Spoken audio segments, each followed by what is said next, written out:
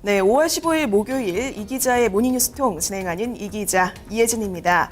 자, 오늘도 종합 뉴스포털 뉴스통 통해서 새로운 기사들 살펴보고요. 또 인기 뉴스 어떤 것들 올라왔는지까지 함께 확인해 보도록 하겠습니다. 자, 먼저 첫 번째 뉴스입니다. 삼성전자가 7년 만에 백혈병 피해자들에게 공식 사과했습니다. 또 이 합당한 보상책도 함께 제시를 했는데요. 자, 하지만 여전히 업무와 또 백혈병 사이의 인과관계는 결국 인정하지 않았습니다. 관련 뉴스 통해서 좀 더 자세한 소식 살펴보도록 하겠습니다. 자, 왼쪽에는 뉴스입니다. 체제 변화 염두, 삼성이 백혈병 논란 풀고 간다라는 제목의 뉴스입니다. 자, 첫 번째 뉴스, 아이뉴스 24의 보도입니다.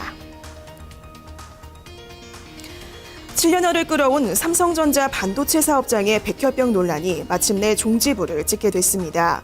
자, 삼성전자 권오현 대표이사가 직접 나서서 공식 사과와 함께 합당한 보상을 약속했기 때문인데요. 지난달 14일 삼성전자 측이 공식 입장을 내놓겠다고 발표한 지 꼭 한 달 만에 이루어진 일입니다. 자, 이렇게 삼성전자가 입장을 선회한 것은 이건희 회장의 건강 악화로 후계 구도 작업이 본격화되고 있는 것과 무관치 않다는 해석이 현재 나오고 있는 상황입니다. 자, 이어서 다음 소식 좀 더 알아보도록 하겠습니다. 또 어떤 뉴스 올라와 있는지 좀 더 확인을 해보도록 할게요. 자, 왼쪽에 보시면 어떤 뉴스가 올라와 있냐면요. 자, 조금 안타까운 소식들 계속해서 지금 전해지고 있습니다. 보시면 아시겠지만 알바생들 10명 중에 9명은 이제 임금체불 같은 좀 부당 고용을 경험했다라는 소식이 전해지고 있는데 뭐 임금체불도 있고 성희롱 같은 그런 부당 행위들이 좀 가해지고 있는 상황이라고 합니다. 자, 그런데 이제 문제는 응답자의 70%가 결국에는 참거나 아니면 좀 그만두는 등 소극적 대응으로 일관해서 조금 문제가 되고 있다라는 소식 기사를 통해서 또 함께 확인을 해볼 수가 있겠고요. 자, 왼쪽에 있는 국제뉴스도 함께 좀 살펴보도록 하겠습니다. 유럽연합에서 계속 화제가 되고 있는 건데 인터넷상에서 잊혀질 권리를 공식적으로 인정했습니다. 자, 이 때문에 국제적으로도 또 이제 사회적으로도 계속해서 엄청난 후폭풍이 예고되고 있다라는 소식까지 또 확인을 해볼 수가 있었고요. 자, 이어서 다음 소식 알아보도록 하겠습니다. 자, 이번에는 경제뉴스 올라가서 좀 더 다양한 소식들 전해드리도록 하겠습니다. 자, 왼쪽에는 뉴스 보실 텐데요. 자, 어제 점심시간에 외환당국이 환율 시장에 개입했습니다. 자, 그러면서 당초 1022원 선이었던 환율이 어제 종가로는 1027원 선까지 오르기도 했는데, 자, 그러면서 국내 증시에서는 어제 자동차주 등 수출주가 큰 폭으로 상승하기도 했습니다. 자, 관련 뉴스 통해서 좀 더 구체적인 소식 알아보도록 하겠습니다. 자, 왼쪽에는 뉴스입니다. 당국 점심시간에 기습 개입했다. 환율이 큰 폭으로 반등했다라는 제목의 뉴스입니다. 자, 이어서 한국경제의 보도입니다. 점심시간을 이용한 외환당국의 기습 개입이 미국 달러화에 대한 원화 환율을 큰 폭으로 끌어올렸습니다. 자, 그러니까 원화 환율 1,000원대 붕괴에 제동을 걸기 위한 도시락 폭탄이었다라는 분석이 현재 나오고 있는 상황인데요. 자, 어제 서울 외환시장에서 원화값은 전일보다 5원 80전 하락한 달러당 1,027원 90전으로 마감됐습니다.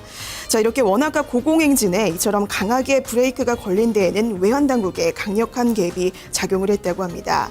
자, 그러면서 여기에 대해서 이제 해석도 나오고 있는데 한 외환 전문가의 이야기에 따르면요. 시장 참가들이 달러를 급박하게 사들일 이유가 없는 상황이었던 만큼 정부의 시장 개입이 분명한 것 같다라고 분석을 했고, 자, 그러면서 시장이 한산한 점심시간에 기습적으로 들어와서 환율 방어 의지를 극대화하는 효과를 노린 것 같다고 설명했다고 합니다. 자, 이어서 다음 소식 좀 더 알아보도록 하겠습니다. 또 어떤 뉴스 올라와 있는지 좀 더 확인을 해보도록 하죠. 자, 어떤 뉴스 있는지 좀 더 살펴보면요. 자, 보시면 이 아래쪽에 있는 뉴스 조금 좀 뉴스 살펴보도록 하겠습니다. 중국 여자들이 성형외과에서 이 정도 있죠? 이런 제목의 뉴스가 지금 올라와 있는데요. 상당히 좀 궁금증을 불러일으키는 기사입니다. 내용을 좀 보자면 중국 여성들이 이제 우리나라에서 성형외과에 들이는 비용이 굉장히 좀 많이 늘어나고 있다라는 분석도 현재 나오고 있는 것 확인을 해볼 수가 있겠고요. 자, 이어서 다음 소식 좀 더 알아보도록 하겠습니다. 4월 고용률이 역대 최고치를 기록했습니다. 자, 계속해서 이 고용률 증가세가 6개월째 이어지고 있는 상황인데요. 자, 하지만 구체적으로 이제 내용을 보자면 결국에는 이 고용층, 고령층이 계속 좀 큰 폭으로 상승을 하고 있기 때문에 결국 질적으로는 아무것도 나아진 것이 없다라는 지적들이 나오고 있는 상황입니다. 관련 뉴스 통해서 좀 더 구체적인 소식 살펴보도록 하겠습니다.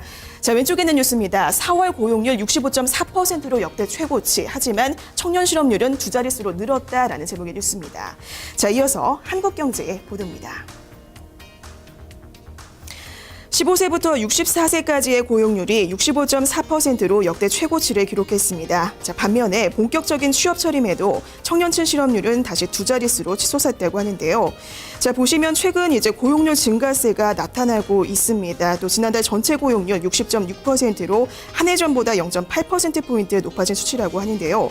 자, 하지만 정작 이제 청년층 실업률은 10%로 1.6%포인트나 뛴 상황이라고 합니다.